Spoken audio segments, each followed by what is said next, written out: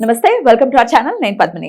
నమస్తే. ఇన్నాళ్ళు నన్ను సపోర్ట్ చేస్తూ, ఎంకరేజ్ చేస్తూ మీ ప్రేమను నాకు అందిస్తున్న ప్రతి ఒక్కరికి కృతజ్ఞతలు. అలాగే ఈ వీడియో కూడా ఖచ్చితంగా మీకు ఉపయోగపడుతుంది. లైక్, షేర్ అండ్ సబ్స్క్రైబ్ చేసి మీ సపోర్ట్‌ని నాకు అందించండి. అలాగే ఈ వీడియో పట్ల మీకున్న అభిప్రాయాన్ని కామెంట్ సెక్షన్‌లో కామెంట్ చేసి తెలియజేయండి. ఇప్పుడు వీడియోని చూద్దాం. దాన్ని గనుక గుర్తుపెట్టుకొని కసిగా దీన్ని అధిగమించాలి. ఇట్లాంటి అవమానాలు మనం ఇక పైన ఫేస్ చేయకూడదు అంటే ఏం చేయాలి? మనం ఏం చేస్తే దీన్ని అధిగమించొచ్చు అనే దాన్ని అంటే పాజిటివ్ యాంగిల్‌లో ఆలోచించి చేసుకుంటే డెఫినెట్‌గా ఆ అవమానం అనేది ఒక ఫెయిల్యూర్ లాగా ఆలోచిస్తే సక్సెస్ ఖచ్చితంగా వస్తుంది. అవును. అది మనం థింక్ చేసే దాన్ని బట్టి. అవును. ఒకవేళ కృంగిపోయే పరిస్థితి ఉంటే ఈ అవమాన భారాన్ని తట్టుకోలేకపోతున్నాం అంటే చాలా మంది ప్రాణాలు తీసేసుకున్న సందర్భాలు కూడా మనకు తెలుసు. అవమాన భారం తట్టుకోలేక అసలు ఎందుకు వస్తుంది? ఒక ఆస్ట్రాలజర్గా చెప్పండి, అవమానం అనేది మన జాతకంలో కూడా వీళ్ళకి ఖచ్చితంగా అవమానాలు ఉంటాయి, దాంతో భంగపాటు అనేది ఉంటుంది అనేది తెలుస్తుందా? అలాంటిది అనాలిసిస్ చేయగలరా? ఒకవేళ చేస్తే దానికి ఏంటి ఆల్టర్నేటివ్ అనేది తెలుసుకోవాలనుకుంటున్నాను. తప్పకుండా. ఇప్పుడు పద్మిని ఎలా ఉంటుందంటే, మనం ఎదుగుతున్నప్పుడు బురద వేయాలనే ఆలోచనతో ఉండే అవమానాలు కొన్ని ఉంటాయి. అవి ఖచ్చితంగా ఉంటాయి, రెడీగా ఉండాలి. ఫస్ట్గా ఏంటంటే మనకి శత్రువులు ముందర అసలు మన జాతకంలో అసలు ముందర వచ్చేదే మన చుట్టుపక్కల వాళ్ళే, మన ఇంట్లో వాళ్ళు కావచ్చు, బంధువులు కావచ్చు, ఇంకా స్నేహితులు హెల్ప్ చేస్తారు. కానీ ముందర బంధువుల్లోంచి అక్కస్ అనేది మొదలవుతుంది. కరెక్ట్. వీడేం చేయగలడు, లేకపోతే ఆడైతే ఇదేం చేయగలదు, ఇదేం చేస్తుంది లేదు, ఇంకా వాళ్ళని దాటి వెళ్ళిపోతున్నాం అనుకో. అంటే వాళ్ళు ఎన్ని అవమానాలు చేసినా ఏం చేసినా అంతా మనం ఈశ్వరార్పణం అనుకుంటూ వెళ్ళిపోయామనుకో, నిందలు మొదలవుతాయి. ఏదో అంతే.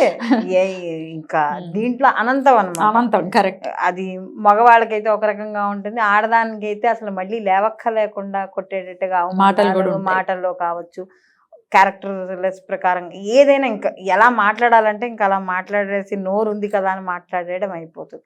అప్పుడు ఒక్కోసారి మనకు అనిపిస్తూ ఉంటుంది, ఏమిటి ఇది అసలు మనం ఎవరి జోలికి వెళ్ళం కదా, మనం ఎవరి జోలికి వెళ్ళమన్నప్పుడు ఎందుకు ఇలా చేస్తున్నారు అని అనుకున్నప్పుడు ఒక్కసారి ఇప్పుడు మీరు చెప్పినట్టుగా ఒక ఆస్ట్రాలజర్గా చెప్పినప్పుడు మనకు ఉండే లగ్నాన్ని బేస్ చేసుకుని అసలు మనకి గ్రహాల యొక్క స్థితిగతులు ఎలా ఉన్నాయని చూసుకోవడం అనేది జరుగుతుంది. అంటే ఇప్పుడు ఫర్ సపోజ్ కానీ మనం చూసుకుంటే వృషభ లగ్నం తీసుకున్నాం, అంటే ఎగ్జాంపుల్గా తీసుకున్నాం.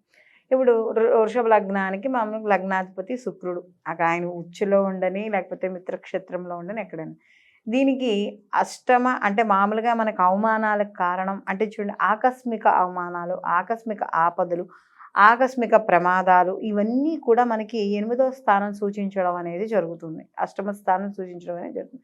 అలాగే షష్టమ స్థానాన్ని, వ్యయ స్థానాన్ని కూడా మనం బేస్ చేసుకోవడం అనేది ఉంటుంది. ఎందుకంటే ఇక్కడ పాపగ్రహాల యొక్క కానీ ఈ యొక్క అష్టమ స్థానంలో కానీ వ్యయ స్థానంలో కానీ ఉన్న వాటి యొక్క దృష్టి ఉన్నా కూడా ఇక్కడ మనం కొంత అవమానాలకు గురి అవ్వడం అనేది జరుగుతుంది. అయితే దీనికి కొంత మనకి ఈ గ్రహాలు అంటే పూర్వపుణ్యం, ఇప్పుడు పూర్వపుణ్యం నామస్థానంలో అక్కడ ఇప్పుడు ఫర్ సపోజ్ వృషభ లగ్నం ఉంది, అష్టమాధిపతి వెళ్ళి నీచపడ్డాడు, నవమంలో ఉన్నాడు. నవమం అనేటప్పటికి ఏమవుతుంది, మకరం అవుతుంది. మకరం ఆయనకి నీచస్థానం, మకరం గురువుకి నీచస్థానం.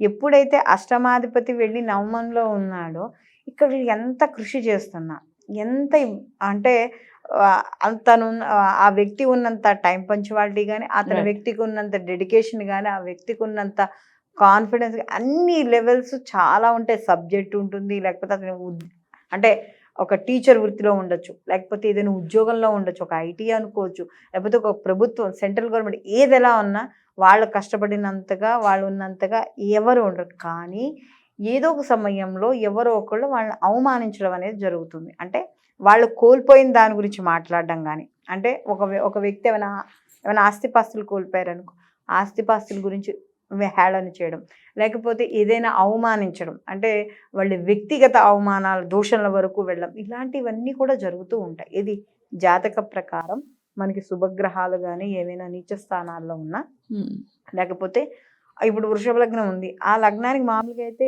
ఉన్న స్థానము యోగకారకమైంది.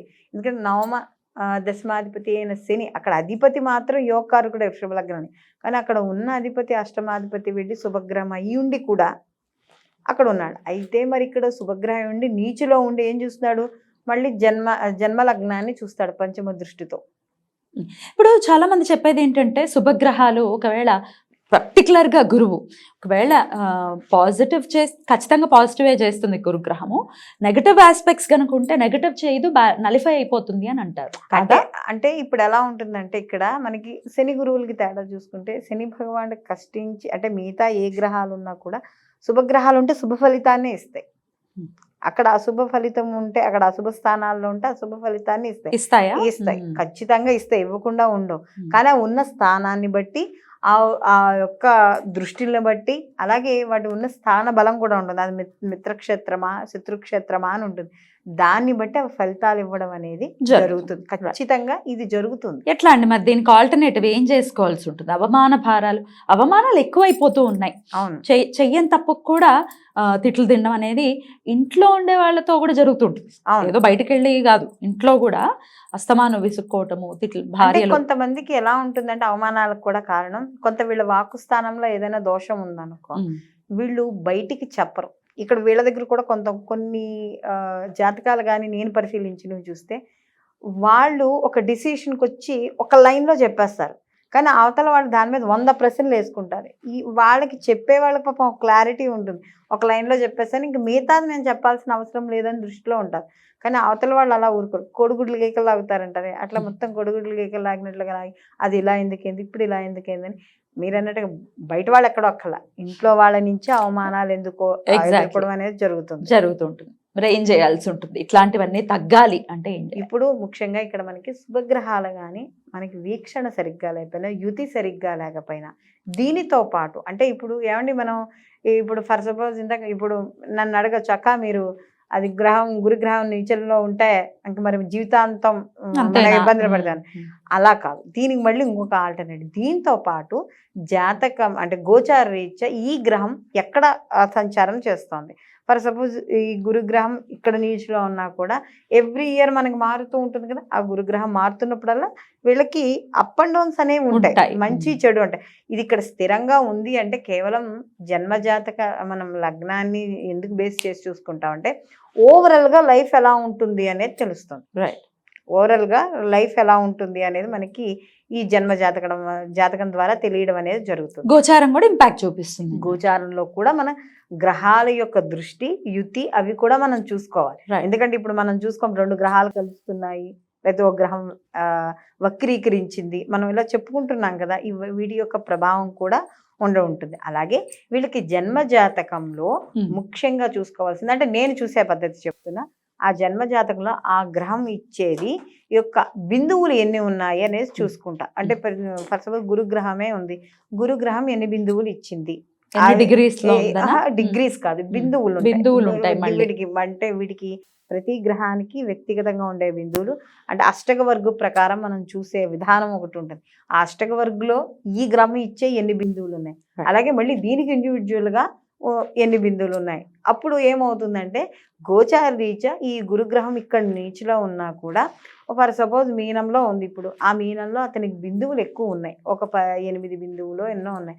సో కాబట్టి ఇతనికి అక్కడ అంటే జన్మజాతక ప్రకారం అంటే మేషంలో ఉన్నా లేకపోయినా ఇక్కడ ఏదైతే నీచుపడి ఉన్నాడో గురువు ఇక్కడ నీచ పొందిన ఇక్కడ మకరంలో అతనికి బిందువులు ఎక్కువ ఉన్నాయి, మకరంలో బిందువులు ఎక్కువ ఉన్నాయి. బిందువులు ఉన్నప్పుడు ఇతనికి గోచార రీత్యా శుభ ఫలితాలను ఇవ్వడం అనేది జరుగుతుంది. ఒకవేళ మేషం నుంచి ఆయన ట్రావెల్ చేయాలి అంటే 12 ఏళ్ళు ఇంచుమించుగా పడుతుంది, 10 ఏళ్ళు అయితే 10 ఏళ్ళు పడుతుంది. అందుకనే మళ్ళీ ఏమైనా వక్రగతులు ఉంటే ఇంకా లేట్ అవుతుంది. అదే అంటున్నా ఇప్పుడు ఏంటంటే ఇప్పుడు మకరంలో ఉన్నాడు, నీచంలో ఉన్నాడమ్మా, ఉన్నప్పుడు అతనికి జన్మ జాతకంలో నీచంలో ఉన్నాడు, అతనికి అదే బిందువులు నీచంలో ఉన్నప్పుడు అతనికి అవమానాలు ఉంటాయి. కానీ అతనికి అష్టక వర్గులో వచ్చిన బిందువులు ఎక్కువ ఉన్నాయి. మళ్ళీ అదే గురుగ్రహం అక్కడికి వచ్చినప్పుడు మళ్ళీ చెడు ఏమైనా చేస్తాడా అనుకున్నప్పుడు చెడు చేయడు, శుభ ఫలితాలు ఇవ్వడం అనేది జరుగుతుంది. అందుకని ప్రతి రాశి మారుతున్నప్పుడు గోచార రీత్యా ఆ బిందువుల్ని చూసుకోవడం ద్వారా అప్పుడు ఆ సంవత్సరంలో మనకి ఎలాంటి పరిణామాలు ఎదురవుతాయి అనేది జాతకం ద్వారా మనం తెలుసుకోవచ్చు. రైట్, మరి అయితే ఇవన్నీ తెలియదు, ఇదంతా నాలెడ్జ్, ఇదంతా సబ్జెక్ట్ అర్థం చేసుకోవడానికి సమయం పడుతుంది. కానీ ఇదంతా తెలియదండి మాకు ఇట్లా అవమాన భారాలు తగ్గాలి అంటే ఏం చేసుకోవాల్సి ఉంటుంది? ముఖ్యంగా అవమానాలు అంటే ఆ గ్రహం యొక్క అధిష్టాన దేవతని మనం ఆరాధించాలి. ఇప్పుడు ఫర్ సపోజ్ గురువు అంటే మనకి దత్తాత్రేయ ఆరాధన కానీ లేకపోతే నృసింహస్వామికి సంబంధించిన ఏదైనా స్తోత్రాన్ని కానీ లేకపోతే ఏదైనా మనం పసుపు వస్త్రాలు ఉంటాయి కదా, పసుపు వస్త్రాలు ఎవరికైనా దానం ఇవ్వడం, సాధ్యమైనంత వరకు శనగలు ఇలాంటివి మనం దానాలు చేయడం కంప్లీట్ అవుతుంది. కాబట్టి దానికి తగ్గట్టుగా చేసుకుని ఎవరైనా మీకు దగ్గరలో ఉన్న వాళ్ళని చూసుకుని చేయించుకోవడం ద్వారా ఆ యొక్క గ్రహం ఇచ్చే ఏదైతే వ్యతిరేక ఫలితాలు ఉన్నాయో అది తగ్గించుకోవడం అనేది జరుగుతుంది. ఏదైతే మీరు చేసే వృత్తి ఉద్యోగాల్లో కానీ వ్యాపారాల్లో కానీ ఎక్కడైనా ఉన్నారు దాంట్లో అవమాన భారం తగ్గించుకోవడం అనేది జరుగుతుంది. చాలా చక్కగా వివరించారక్క. Thank you so much. నమస్తే. నమస్తే.